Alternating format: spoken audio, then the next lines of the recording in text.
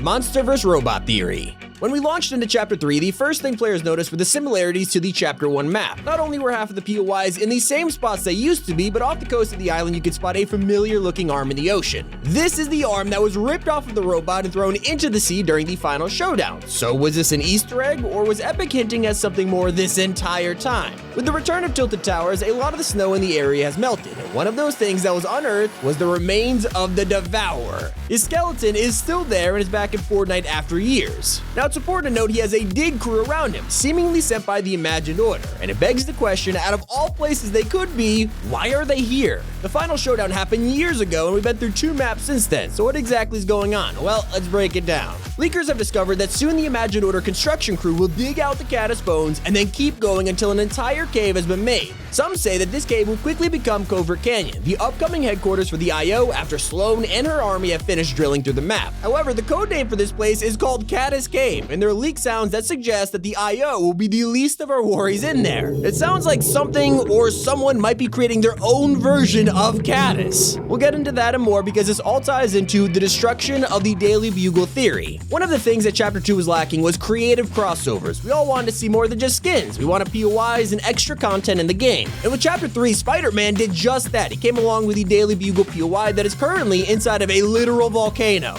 Now, just like the final showdown, it looks like the Season 8 volcano is also here, and that's what brings us to the theory that the Daily Bugle is effectively screwed. We already know that because it's a collab POI, it won't be around once Spider-Man and his mythics have been removed. So what's gonna replace it? Well, simply connecting the dots between its location on the map and also the surrounding areas, it is extremely likely that the volcano will fully return, maybe even as soon as Season 2. Not to mention, it was this very volcano where Mecha Team Leader was originally constructed in the first place. And I mean, come on, that just can't be a coincidence, because a huge fan theory could explain Caddis, the volcano, the Seven's war plans, and a lot more. Let's break down the robot theory. So it seems like the theme of Season 1 is wartime preparations, and the next few months are going to be a build-up to one of the biggest wars that Fortnite has ever seen. Earlier, we talked about the IO and how they're building Covert Canyon. Well, leakers have discovered the Seven might just be aware of the Caddis monster plans and have their own trick up their sleeve. A new POI is going to appear in the next few weeks named Seven Workshop, and we have no idea where it is. But there's a theory that maybe this new Seven Workshop will be in the volcano, and here's why it makes a ton of sense. As we know, the Seven are missing some members, most importantly, the Paradigm. And while it's looking more and more like the Paradigm is the same person as Singularity, who originally built Mecha Team Leader from Chapter 1. We've gone over how the final showdown has reappeared this season, but what if it's bigger than we could have ever imagined? If Singularity is the Paradigm, that means she knows how to defend an island from a threat, and the Seven have recently got back in contact with her.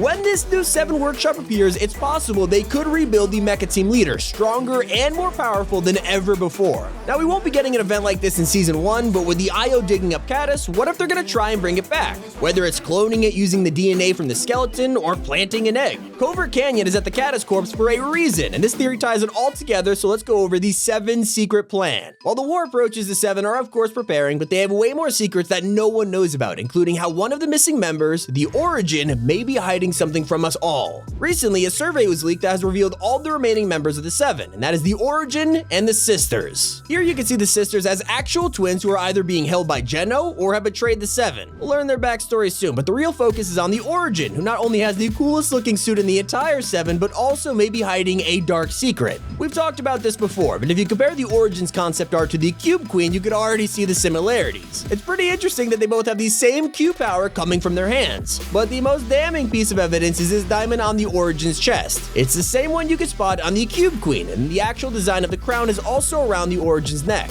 That is no coincidence. He is directly connected to the last reality. Now, we searched through the leak survey and also spotted this skin, who shares the same diamond and Q power design. Is this the Origin unmasked? Or maybe someone else essential to the Seven storyline? Anyway, that brings us to the Cube Queen theory. While we've been enjoying Chapter 3, some extremely keen-eyed players have spotted something in the distance. If you look behind one of the mountains, you can see a random gold sphere glowing. We have no idea why this is here, and it's hard to spot unless the time of the day is absolutely right. But some players think this sphere right here might be the Cube Queen. I mean, there's no denying that this is a sphere that's pretty similar to the one from Chapter 2. Now, we don't 100% know this is actually her. It might be. We never saw her die during the end event, only rifted away, and leakers in the past have claimed she'll have a big role to play in Chapter 3 storyline. Yet, honestly, I really don't think it is. Her return probably won't happen for a few months. And while we're on that topic, let's go over the future of Chapter 3. So there is a reality war coming, and Tabor Hill, who has been revealing leaks for years, has confirmed that Chapter 3 Season 2 will be themed around the IO vs 7, but we also have other confirmed leaks. In previous videos, we talked about Tabor revealing that Season 2 will bring us vehicles with mounted turrets, which could mean vehicle customization is around the corner.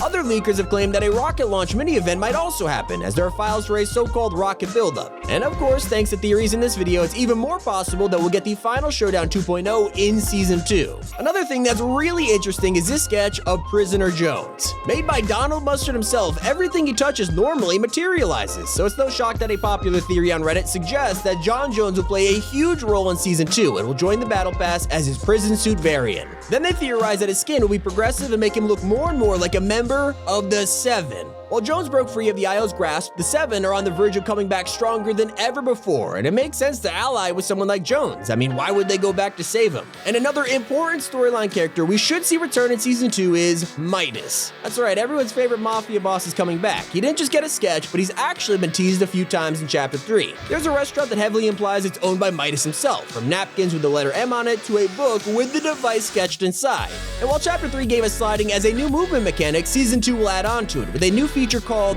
Tactical Sprint. It'll work just like it does in Warzone, where you can run faster but put your gun in the air, and this along with sliding is going to change the game. And it looks like we are just getting started with the Metaverse 2. Chapter 2 had a record-breaking year for collabs in video games, but Fortnite has already begun plans to outdo itself yet again. We are only a few weeks into January, and we've already discovered Epic's Leaked 2022 Fortnite collabs, and they sound incredible. For starters, leakers have hacked into Fortnite and found encrypted skins that nobody was meant to see yet, and here's the Green Goblin, who will be arriving in the item shop in the next few weeks. He is also going to be an NPC at the Daily Bugle for a while, and has an entire set on the way. He'll have a pumpkin bomb back bling, a pumpkin pickaxe, and as everyone was hoping for, his iconic Goblin glider. And to spice things up, the Goblin will also get his own emote, but we are just getting started. We'll also be getting an I Like to Move It emote soon, and a new skin will be joining the League of Legends set. While we were all excited over Jinx, now V is coming to the game, and Epic isn't slowing down at all either. This week we found out that Epic Games has signed deals with both Paramount and Microsoft to bring brands to Fortnite, and just recently Microsoft actually acquired Activision Blizzard. To put that into perspective, the list of brands that Fortnite just got the rights to has skyrocketed.